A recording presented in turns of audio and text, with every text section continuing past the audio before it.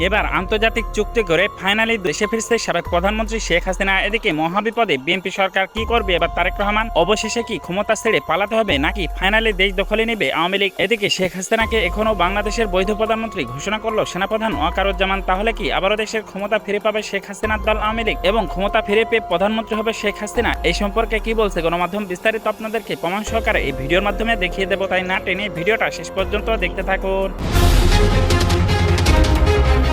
এদিকে ইতিহাস ঘটাতে চলেছেন শেখ হাসিনা। প্রধানমন্ত্রী তারেক রহমানের সামনে মাত্র দুইটা পথ খোলা। শেখ হাসিনার এক নির্দেশে পালাচ্ছে নেতাকর্মীরা। শেখের বেটি আইতাছে রে, আইতাছে, জলদি পালা। কি বিএনপি ভয় পাচ্ছ?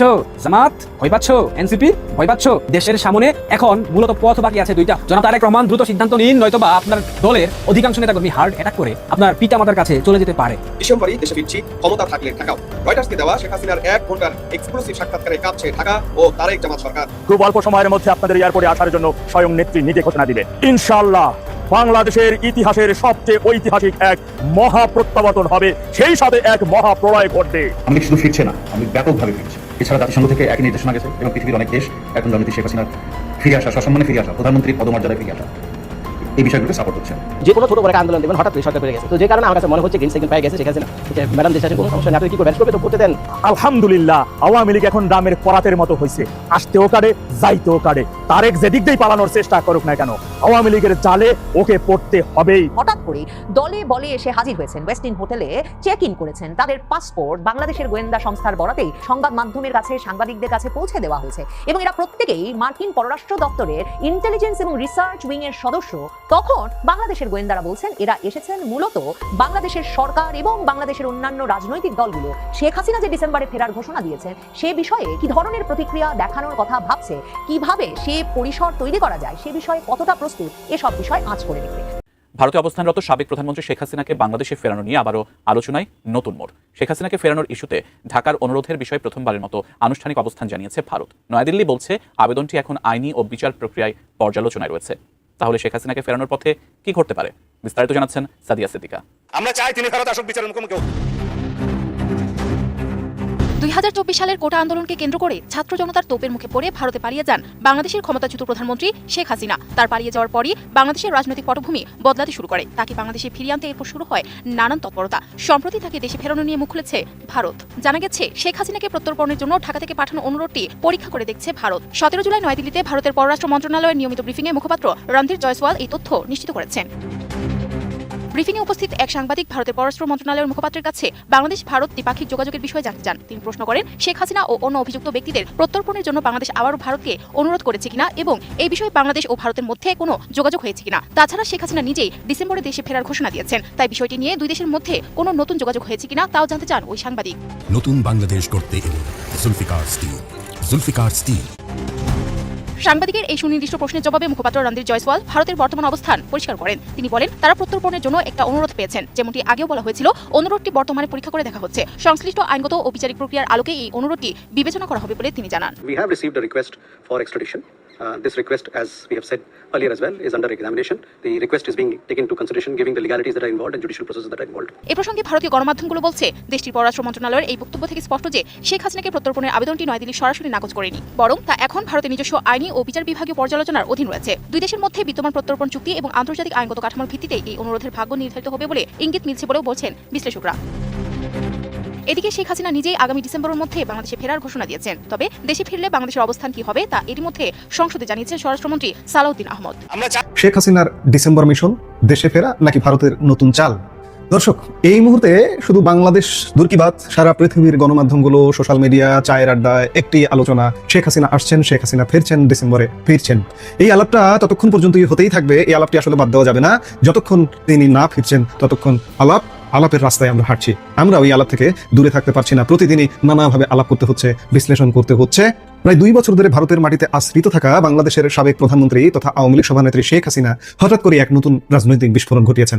আন্তর্জাতিক বার্তা সংস্থা রয়টার্সকে দেওয়া এক সাক্ষাৎকারে তিনি স্পষ্ট ঘোষণা করেছেন আগামী ডিসেম্বরে দলের নেতাকর্মীদের সঙ্গে নিয়ে তিনি বাংলাদেশে ফিরতে চান। শুধু তাই নয়, দেশে ফিরে তিনি আদালতের মুখোমুখি হয়ে আত্মসমর্পণ করতে প্রস্তুত। শেখ হাসিনা নিজেই স্বীকার করেছেন দেশে ফিরলে তাকে গ্রেপ্তার করা হতে পারে, এমনকি ফাঁসি দেওয়া হতে পারে। কিন্তু সব জেনেও তার বক্তব্য তবু আমাকে ফিরতেই হবে। তার এই একটি বক্তব্য এখন ঢাকা দিল্লি দুই দেশের রাজনীতিতে তীব্র আলোড়ন সৃষ্টি করেছে। কিন্তু প্রশ্ন হলো, শেখ হাসিনা কি সত্যিই আগামী ডিসেম্বরে ঢাকার বিমানে চাপছেন, নাকি এই ঘোষণার পেছনে লুকিয়ে আছে গভীর কোনো ভূ রাজনৈতিক চাল? দিল্লিতে থাকা কূটনৈতিক পর্যবেক্ষক এবং ভারতের সাউথ ব্লকের শীর্ষ কর্তারা এই বক্তব্যকে কিভাবে দেখছেন? আজ আমরা বিবিসির এক বিশেষ প্রতিবেদনের সূত্র ধরে এই পুরো সমীকরণটির ব্যবচ্ছেদ করব। আর প্রতিবেদনটি করেছেন বিবিসি বাংলা নিউজের দিল্লি থেকে শুভজ্যোতি ঘোষ। শেষ পর্যন্ত আমাদের সাথে থাকুন, কারণ এই খেলার জল অনেক দূর গড়াতে চলেছে। শেখ হাসিনার এই চাঞ্চল্যকর ঘোষণার পর স্বাভাবিকভাবেই সবার চোখ এখন দিল্লির দিকে। ভারত সরকার আসলে কি ভাবছে? গত মঙ্গলবার অর্থাৎ 14 জুলাই ভারতের পররাষ্ট্র মন্ত্রণালয়ের মুখপাত্র রণধীর জয়সওয়ালকে যখন এই বিষয়ে প্রশ্ন করা হয়, তিনি স্পষ্ট জানান এই ইস্যুতে দিল্লির অবস্থানের কোনো পরিবর্তন হয়নি। অর্থাৎ আজ থেকে 1.5 বছর আগে, 2 বছর আগে যে অবস্থান ছিল দিল্লির, এখনো সেই অবস্থানই আছে। তাহলে ভারতের সেই ঘোষিত অবস্থানটি আসলে কি? অবস্থানটি হলো, একটি বিশেষ ও চরম নিরাপত্তা পরিস্থিতিতে শেখ হাসিনা যখন ভারতের কাছে আশ্রয় চেয়েছিলেন, তখন শুধুমাত্র তার মানবিক ও ব্যক্তিগত সুরক্ষা নিশ্চিত করতে ভারত সেই আবেদনে সাড়া দিয়েছিল। অর্থাৎ দিল্লি আন্তর্জাতিক মহলকে এটাই বোঝাতে চায় যে তারা নিজ থেকে শেখ হাসিনাকে ডেকে এনে আশ্রয় দেয়নি, কিংবা তার দেশ ছাড়ার পেছনেও ভারতের কোনো ভূমিকা ছিল না। বিবিসি বাংলার সাংবাদিক শুভজ্যোতি ঘোষ দিল্লির সাউথ ব্লকের একাধিক শীর্ষস্থানীয় কর্মকর্তা, বিশ্লেষক ও সাবেক কূটনীতিকদের সঙ্গে কথা বলেছেন। ভারতের স্বরাষ্ট্র ও পররাষ্ট্র মন্ত্রণালয়ের শীর্ষ কর্তাদের কথার মর্মার্থ দাঁড়ায়, ভারত শেখ হাসিনাকে জোর করে তাড়িয়েও দিচ্ছে না, আবার এখানে আটকে রাখছে তাও নয়। সাউথ ব্লকের একজন ঊর্ধ্বতন কর্মকর্তা তো বলেই দিয়েছেন, এখন পরিস্থিতি যাচাই করে তিনি যদি দেশে ফিরতে চান ফিরবেন, আর যদি মনে করেন ভারতেই এখন থাকবেন তাহলে তাই। সত্যি এ ব্যাপারে আমাদের নতুন করে কিছু বলার নেই। দিল্লির পর্যবেক্ষকরা শেখ হাসিনার এই বক্তব্যকে যত না একটি দেশে ফেরার সুনির্দিষ্ট ঘোষণা বলে মনে করছেন, তার চেয়ে বেশি মনে করছেন জল মাপার চেষ্টা বা পরিস্থিতি যাচাইয়ের একটি সুচিন্তিত কৌশল। বাস্তবতা হলো, গত 1.5 বছরেরও বেশি সময় ধরে শেখ হাসিনাকে প্রত্যার্পণ করার জন্য বাংলাদেশ সরকারের আনুষ্ঠানিক অনুরোধ বা নোট ভার্বালের কোনো জবাব না দিয়ে ভারত সেটিকে ঝুলিয়ে রেখেছে। ফলে ঢাকা দিল্লির দ্বিপাক্ষিক সম্পর্কে শেখ হাসিনার উপস্থিতি যে একটা চরম অস্বস্তির উপাদান, তা অস্বীকার করার উপায় নেই। এখন প্রশ্ন আসে, শেখ হাসিনার এই ডিসেম্বরের ঘোষণার পেছনে কি ভারতের সায় আছে? বিশ্লেষকরা বলছেন 100% আছে। ভারতের প্রচ্ছন্ন সমর্থন বা পরামর্শ ছাড়া শেখ হাসিনা এই মুহূর্তে দাঁড়িয়ে এমন মন্তব্য কখনোই করতেন না। আসলে এই ঘোষণার মাধ্যমে ভারত ও শেখ হাসিনা উভয় পক্ষই এক ঢিলে অনেকগুলো পাখি মারার চেষ্টা করেছে, যেখানে আপাত দৃষ্টিতে তাদের হারানোর কিছু নেই। কিন্তু প্রশ্ন আসছে, কি সেই লাভ? প্রথমত, শেখ হাসিনা যদি সত্যি ডিসেম্বরে ফিরে আসেন, তবে ভারতের কাঁধ থেকে গত 2 বছর ধরে চলা একটি বড় কূটনৈতিক অস্বস্তির বোঝা নেমে যাবে। বাংলাদেশের সাথে সম্পর্ক স্বাভাবিক করা দিল্লির জন্য সহজ হবে। দ্বিতীয়ত, তিনি যদি শেষ পর্যন্ত কোনো কারণে নাও ফেরেন, তাহলে ভারত আন্তর্জাতিক মঞ্চে বুক ফুলিয়ে বলতে পারবে শেখ হাসিনা তো নিজে থেকেই ফিরতে চেয়েছিলেন, কিন্তু বাংলাদেশ সরকার তার ফেরার জন্য অনুকূল ও নিরাপদ পরিবেশ তৈরি করতে পারেনি বলে ভারত তাকে মানবিক কারণে রেখে দিতে বাধ্য হচ্ছে। অর্থাৎ বলটি এখন চতুরতার সাথে বাংলাদেশ সরকারের কোর্টে ঠেলে দেওয়া হয়েছে। এবার আসা যাক শেখ হাসিনার নিজস্ব হিসাব কিতাবে। দিল্লিতে থাকা প্রবীণ রাজনৈতিক বিশ্লেষক এবং বাংলাদেশ ওয়াচার জয়ন্ত রায় চৌধুরী ও ঢাকার সাবেক ভারতীয় হাই কমিশনার পিনাক রঞ্জন চক্রবর্তীর বিশ্লেষণ থেকে শেখ হাসিনার মূলত 3টি উদ্দেশ্য পরিষ্কার বোঝা যায়। 1, নেতাকর্মীদের মনোবল চাঙ্গা করা। গত 2 বছর ধরে বাংলাদেশের মাটিতে আওয়ামী লীগের তৃণমূল কর্মীদের একটা বড় ক্ষোভ ছিল যে তাদের নেত্রী তাদের বিপদের মুখে ফেলে নিজে নিরাপদে বিদেশে পালিয়ে গেছেন। দেশে একের পর এক দলীয় কার্যালয় ভাঙচুর, হামলা, মামলা হয়েছে, কিন্তু শীর্ষ নেতৃত্ব পাশে ছিল না। এখন দেশে ফেরার একটি নির্দিষ্ট দিনক্ষণ ঘোষণা করে শেখ হাসিনা কর্মীদের বার্তা দিলেন তিনি তাদের পাশে আছেন। এই 1 নম্বর প্রসঙ্গে একটি কথা এখানে উল্লেখ করা হয়েছে, বিবিসি বাংলা করেছে। শেখ হাসিনা পালিয়ে যাওয়ার শব্দমালা ব্যবহার করা হয়েছে, কিন্তু শেখ হাসিনা আসলে পালিয়ে যায়নি। বাংলাদেশ সরকারের ব্যবস্থাপনায়, বাংলাদেশ সেনাবাহিনীর ব্যবস্থাপনায় ভারতে গেছেন, ভারত তাকে প্রধানমন্ত্রী হিসেবে রিসিভ করেছেন। এই কথাগুলো বারবার বলে রিপিট হয়ে যায় বারবার, কিন্তু বারবার বলতে হবে, অবজেকশন জানাতে হবে, প্রতিবাদ জানাতে হবে। আমরা তাই অবজেকশন বা প্রতিবাদ যেটি হোক জানাচ্ছি। 2 নম্বরে বিশেষজ্ঞদের কথায় যেটি বেরিয়ে আসে সেটি হচ্ছে আওয়ামী লীগের নেতৃত্ব ধরে রাখা। এই কথাটি শুধু আজকে বিবিসিতে না, এটি একাধিক আন্তর্জাতিক গণমাধ্যমে আমিও এটি নিয়ে আলাপ করেছি যে নেতৃত্বটাকে ধরে রাখার কারণেও শেখ হাসিনা ফিরতে চাইছেন। শেখ হাসিনা ভালো করেই জানেন আওয়ামী লীগকে বাংলাদেশের রাজনৈতিক মানচিত্রে টিকিয়ে রাখতে হলে এবং দলটিকে নিষিদ্ধ হওয়া থেকে বাঁচাতে হলে তাকে সশরীরে এই দেশের মাটিতে নামতে হবে। ভারতে বসে বা অন্য কাউকে দিয়ে এই কাজ সম্ভব নয়, কারণ তিনি তার পরিবারের বাইরে কারো হাতে দলের নেতৃত্ব দিতে প্রস্তুত নন। তিনি বিএনপিকেও বার্তা দিচ্ছেন যে আওয়ামী লীগকে অপ্রাসঙ্গিক করার চেষ্টা তিনি নিজে গিয়ে রুখবেন।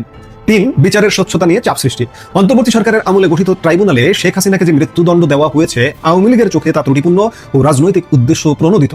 আওয়ামী লীগ ছাড়াও সাধারণ মানুষ, আমরা যারা সাধারণ মানুষ, আমাদের চোখেও এই বিচারটি ত্রুটিপূর্ণ, কারণ এই আদালতটি এই বিচারের জন্য ছিল না। 71-এর মানবতা বিরোধী অপরাধীদের বিচারের আদালতকে পুরো পাল্টিয়ে ফেলে এই বিচারের জন্য তৈরি করা হয়েছে। মজার বিষয় হলো, ভারতও এই বিচার প্রক্রিয়াকে ত্রুটিপূর্ণ মনে করছে। এখন আদালতে আত্মসমর্পণের কথা বলে শেখ হাসিনা বার্তা দিচ্ছেন যে তিনি বিচার মানতে রাজি, তবে রাষ্ট্রকে সুষ্ঠু ও অবাধ বিচারের নিশ্চয়তা দিতে হবে। বাংলাদেশে কাজ করে যাওয়া সাবেক হাই কমিশনার পিনাক রঞ্জন চক্রবর্তীর মতে, শেখ হাসিনা ফিরলেই তাকে সরাসরি ফাঁসিতে ঝোলানো এত সহজ হবে না। তিনি হয়তো মৃত্যুদণ্ডের বিরুদ্ধে আপিল করবেন এবং বিচার চলাকালীন তাকে সুরক্ষার স্বার্থে সেনানিবাসে রাখা হতে পারে।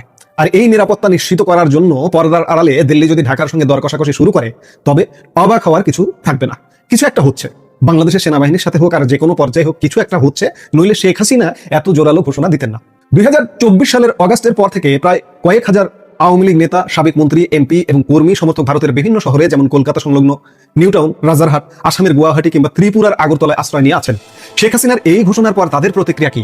বিবিসি বাংলা যখন এই নেতাকর্মীদের সাথে কথা বলে তখন মিশ্র ও কিছুটা আশঙ্কাজনক চিত্র উঠে আসে। নেতাকর্মীদের একাংশ মনে করেন বাংলাদেশ সরকার মুখে যাই বলুক শেখ হাসিনা দেশে ফিরুন এটা তারা মোটেই চায় না, কারণ শেখ হাসিনা ফিরলে বাংলাদেশের জটিল রাজনৈতিক পরিস্থিতি আরো বেশি অস্থিতিশীল হয়ে উঠতে পারে, যা বর্তমান প্রশাসন বা বিএনপি ঝুঁকি হিসেবে দেখবে, বা বিএনপির এটি কন্ট্রোল করবার মতো কতটুকু সক্ষমতা আছে সেটি $1 বিলিয়ন প্রশ্ন। কিন্তু যদি শেখ হাসিনা সত্যিই ডিসেম্বরে ঢাকার বিমানে ওঠেন, কতজন নেতাকর্মী তার সাথে ঠিক ফিরবেন? এখানেই তৈরি হয়েছে বড় সংশয়। কিছু কর্মী আবেগী হয়ে বলছেন নেত্রী ফিরলে প্লেন বোঝাই করে নেতাকর্মীরা তার সঙ্গী হবেন, কিন্তু বাস্তববাদী ও সাবেক ক্যাবিনেট মন্ত্রীদের একজন বিবিসিকে যা বলেছেন তা বেশ চমকপ্রদ। তার মতে শেখ হাসিনার আন্তর্জাতিক পরিচিতি ও রাজনৈতিক প্রোফাইল অনেক বড়, তার বিচার হলে সারা দুনিয়া ও আন্তর্জাতিক মিডিয়ার নজর থাকবে। কিন্তু সাধারণ বা মাঝারি সারের নেতারা দেশে পা রাখলেই তো মিথ্যা মামলায় জেলে পুরে দেওয়া হবে, তাদের দিকে ফিরে তাকানোর বা খবর নেওয়ার কেউ থাকবে না। ফলে নেত্রীর সুরক্ষার গ্যারান্টি থাকলেও কর্মীদের সুরক্ষার কোনো নিশ্চয়তা নেই। তাই শেষ পর্যন্ত কতজন নেতাকর্মী এই প্রত্যাবর্তনের যাত্রায় শেখ হাসিনার সঙ্গী হবেন তা বলা আসলেই মুশকিল।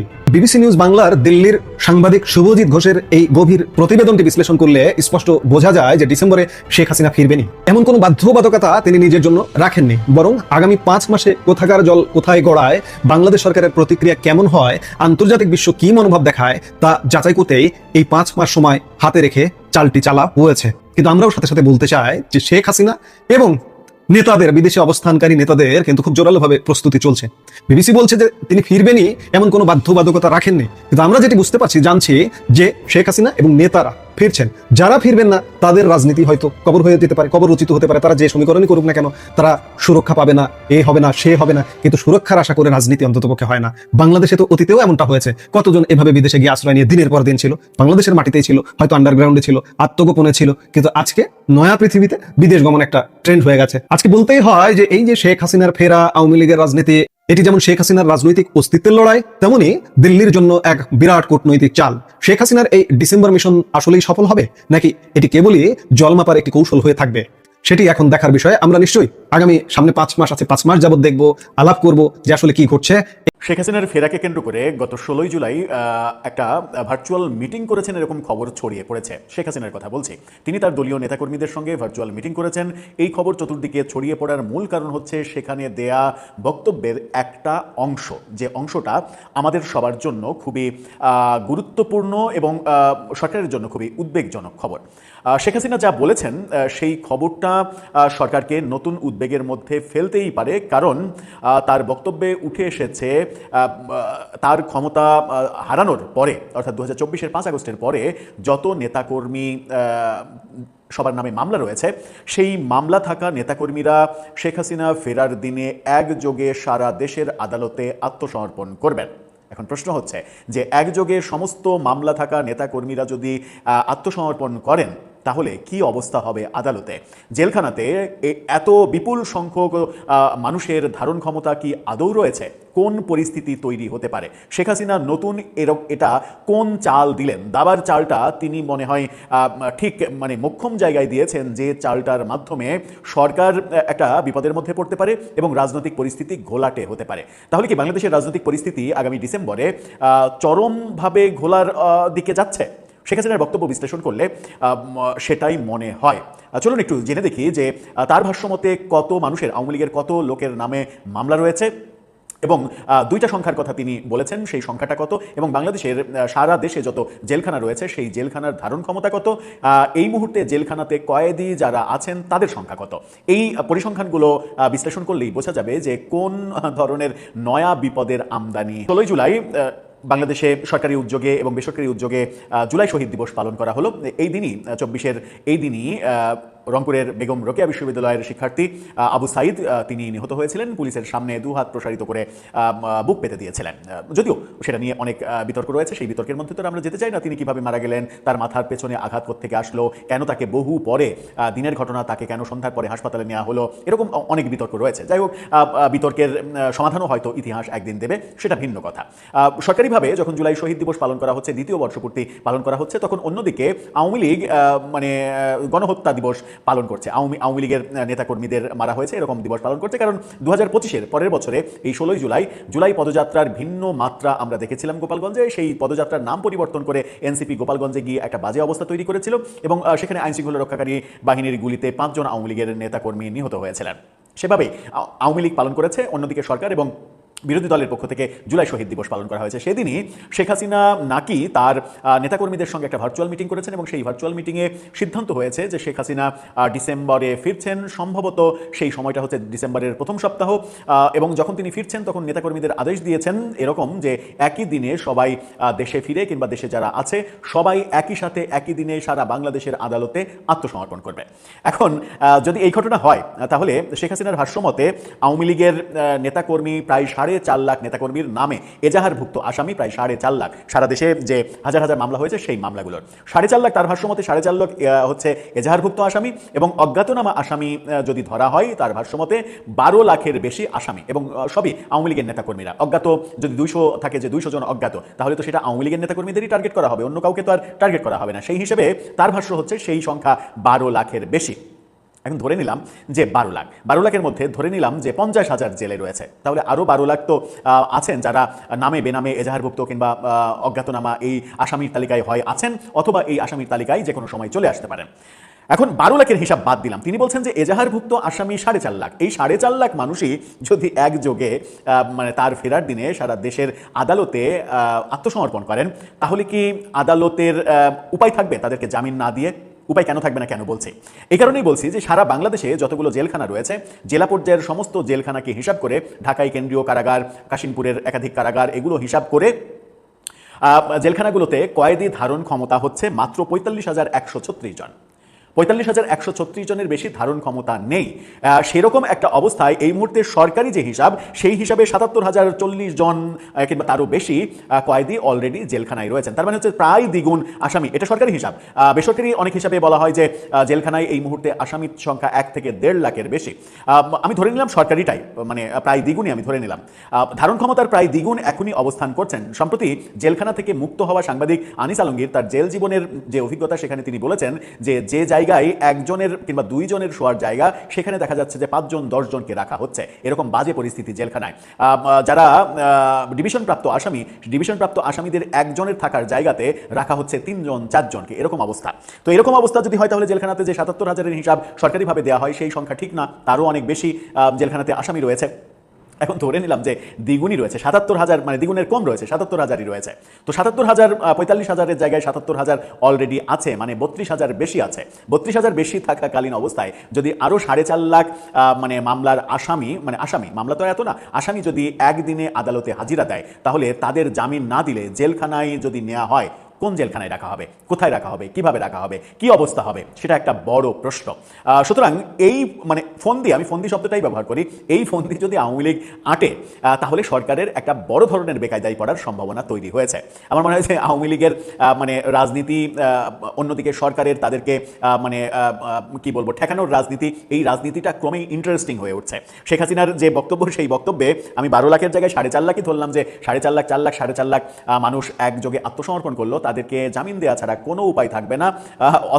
অথবা আগামী মানে শেখ হাসিনার ভাষ্যমতে তিনি যদি ডিসেম্বরে ফেরেন, তাহলে সময় আর 5 মাসও নেই। এই 5 মাসের মধ্যে এমন একটা কারাগার বানাতে হবে যে কারাগারে অন্তত 5 লাখ মানুষ রাখা সম্ভব। সেটা কি আদৌ সম্ভব? আমার মনে হয় সম্ভব না, কোনো কালেই সম্ভব না। এটা একেবারে ওই সৃষ্টিকর্তার তরফ থেকে উপর থেকে ফেলে দেওয়া একটা ফাঁকা জায়গায় যে সমস্ত ইমারত হিসেবে একটুক করে ফেলে দেওয়া হলো, এরকমভাবে ছাড়া সম্ভব নয়। যখন সম্ভব নয়, তখন এই রাজনীতির খেলাটা আওয়ামী লীগ খেলতে চাইছে বলে ওপেন ডিসকাশন করছে তারা তাদের মানে রাজনৈতিক নেতাদের সঙ্গে। এবং শেখ হাসিনা তার বক্তব্যে যেটা বলছেন, সেটা এক ধরনের আতঙ্কের খবর। আরেকটা খবর সেখান থেকে শোনা যাচ্ছে, সেটা হচ্ছে যে এরই মাঝে আওয়ামী লীগের নেতারা বিভিন্ন দেশে যারা রয়েছেন, ভারত বাদে অন্য দেশে যারা রয়েছেন, তারা নাকি ভারতে ফিরতে শুরু করেছেন অলরেডি। এরই মাঝে অন্তত 10 জন নেতা ভারতে, বিভিন্ন দেশ থেকে ভারতে ফিরেছেন, আরও ফিরবেন, এবং ভারত থেকেই একযোগে অন্তত শীর্ষ নেতা, লাইমলাইটে থাকা নেতারা ভারত থেকে একযোগে শেখ হাসিনার সঙ্গে ফেরার পরিকল্পনা বোধহয় করছেন। সব মিলিয়ে আমার মনে হচ্ছে যে যে ধরনের কথাবার্তা এবং প্রিপারেশনের খবর আসছে এটা খুব একটা ভালো লক্ষণ দেখা দিচ্ছে না। এবং ভালো লক্ষণ মানে রাজনীতি সহিংসতার দিকে যেতে পারে, রাজনীতি খারাপ অবস্থায় যেতে পারে এবং সেই সিচুয়েশন মোকাবেলা করা যাবে কিনা এরকম অবস্থায় যেতে পারে। কিন্তু এরকম অবস্থায় যাক, এটা কি আমরা আদৌ চাই? না, একদমই চাই না। আমরা চাই দেশের স্থিতিশীলতা, দেশটা কিভাবে ভালো থাকবে, দেশটাকে ভালো রাখতে হবে, এই পর্যায়টা আমরা চাই। সেই ক্ষেত্রে দরকার একটা প্রিয় দর্শক, এই ভিডিওটা আপনাদের কাছে কেমন লাগলো? যদি বিন্দু পরিমাণ ভালো লেগে থাকে তাহলে অবশ্যই চ্যানেলটাকে সাবস্ক্রাইব করে আমাদের সাথেই থাকবেন, যাতে করে এমন নতুন নতুন আপডেট নিউজ সবার আগে আপনাদের হাতে পৌঁছে দিতে পারি। তাহলে সবাই ভালো থাকবেন, সুস্থ থাকবেন। দেখা হচ্ছে পরবর্তী কোনো আপডেট নিউজ নিয়ে।